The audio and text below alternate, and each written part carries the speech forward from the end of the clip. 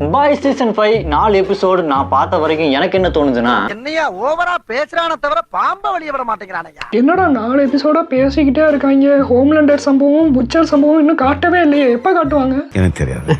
I don't know. இதுக்கு அப்புறம் உள்ள எபிசோட்ல தான் தம்பி செம்ம மாசான சம்பவம்லாம் காத்துட்டு இருக்கு. நொட்டுவாங்க. அதுவும் இதுல நடிச்சவங்க இன்டர்வியூ கொடுக்கும்போது சொல்லியிருக்காங்க, 8வது எபிசோட்ல ரொம்ப ரத்தமா இருக்கும், ஒரே ரத்தமா தான் இருக்கும், நீங்க பார்த்து வாய பழக்க போறீங்க அப்படின்னு சொல்லியிருக்காங்க. இது வரைக்கும் 4 எபிசோட்ல அந்த அளவுக்கு பெரிய சம்பவமே இல்ல. கடிக்கணும் நக்கணும்னு சபல பிடிச்ச சனியனே சொல்லிக்கிற மாதிரி 1-2 தான் இருக்கு. அதெல்லாம் என்னன்னு சரி வாங்க பார்க்கலாம். அப்போ ஃபர்ஸ்ட் எபிசோட்லயே பயங்கரமான சம்பவம்னா நம்ம ஏற்றேன ஹோம்லேண்டர் போட்டு தள்ளிட்டாரு. இன்னும் எதுவுமே தெரியாம ஒப்படியாங்கிற அதை வேற ஞாபகப்படுத்திட்டே நெஞ்சமெல்லாம் புண்ணாகி போய் கிடக்குது. அவன் எந்த மாதிரியான ஒரு கேரக்டர் டிரான்ஸ்லேஷன் கொடுத்துருக்காங்க பாரு. ஃபர்ஸ்ட் எபிசோட்ல ஹியூகியோட கேர்ள் ஃப்ரெண்டை அடிச்சு அப்படி மிக்ஸி ஜார்ல போட்ட மாதிரி போட்டு போயிடுவான். அதே லாஸ்ட் எபிசோட்ல பாரு, அவள் கார் திறந்துட்டு ஒருத்தி வெளியே வருவா, அவளை இடிச்சிடக்கூடாதுன்ட்டு அப்படியே எஸ்கேப் ஆகி மாட்டிக்குவான். அவன் நினைச்சிருந்தா அப்படியே ஓடி எஸ்கேப் ஆயிருக்கலாம், மாட்டிருக்கவே மாட்டான். ஏன்னா எத்தனை தடவை ஓடி எஸ்கேப் ஆயிருக்கான், கரெக்டான ரூட்டை கண்டுபிடிச்சு ஓடி போயிடுவான். இதே தான் ஃபர்ஸ்ட் எபிசோட்ல அங்க வந்து அடிச்சு தள்ளிட்டு போயிட்டான். இங்க அவளை காப்பாற்றணும்னு உயிரை விட்டுருக்கான்.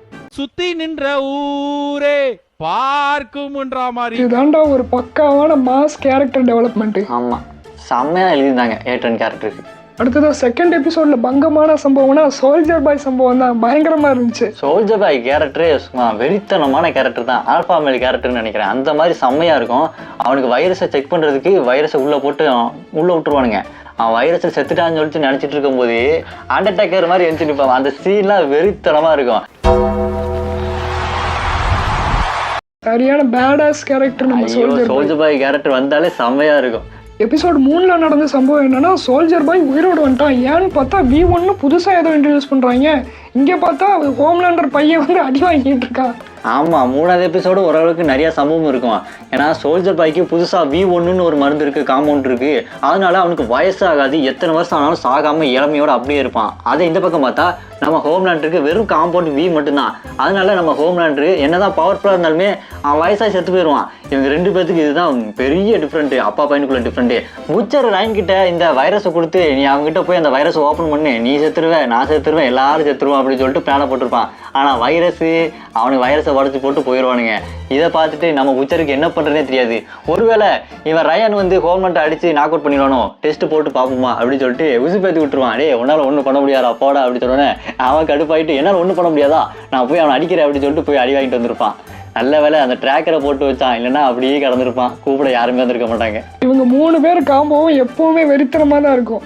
எபிசோடு 4ல தான் நம்ம ஸ்டார்லைட்டை வச்சு மொக்க பண்ணிட்டாங்க. ஃபில்லர்னா ஃபில்லரு, சரியான ஃபில்லரு. இந்த எபிசோடு 4 மாதிரி எந்த ஃபில்லருமே வந்ததில்லை. அதுவும் ஸ்டார்லைட் அவங்க அப்பாவை பார்க்கும்போது ஸ்டார்டிங்கில் ஏதோ நல்லா பேச போகிறாங்க அப்படின்னு நினச்சா, அதே அடுத்த கட்டத்தில் அவங்ககிட்ட பேசிட்டு இருக்கும்போது சும்மா சம்மந்தம் இல்லாமல் வளவலன்னு பேசிட்டே இருந்தாங்க.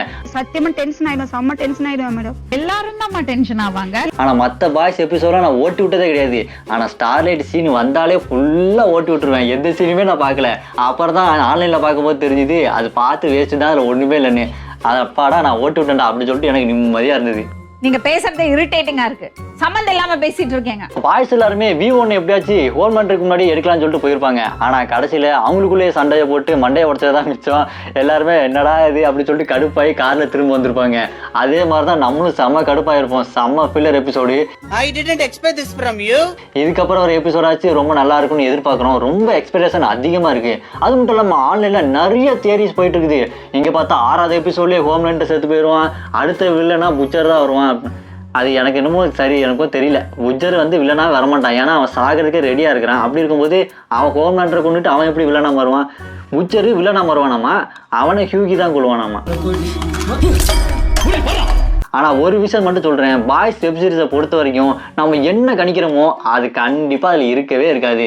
அவங்க புதுசாக ஒன்று தான் வச்சுருப்பாங்க. அதனால தான் அதுக்கு பேர் பாய்ஸ். அந்த ஸ்க்ரீன் ரைட்டிங்கை மிஞ்சவே முடியாது. ஃபேமஸான நியூஸை பார்க்கலாமா? நான் எப்பெல்லாம் வந்து என் பொண்டாட்டி என் பிள்ளையும் பார்க்க போறேனோ அப்போல்லாம் வந்து அந்த கண்ணங்கிறவன் அந்த சின்ன சின்ன பொடி பொடி பசங்களை ஆளு வச்சு அப்படி செட் பண்ணி வச்சு நான் தாக்கம் மேடம். அவனை எனக்கு அடிக்கிறது பெரிய பிரச்சனை இல்லை மேடம், நான் அடிச்சானா அவன் செத்துருவான். செம்ம பண்ணு, கரெக்டா சிங்காது பாருங்க. எங்க இருந்தா கண்டுபிடிக்கிறாங்களோ, செம்மையா இருந்துச்சு. அதுவும் அதுல நான் அடிச்சா அவன் செத்துருவான் மேடம்.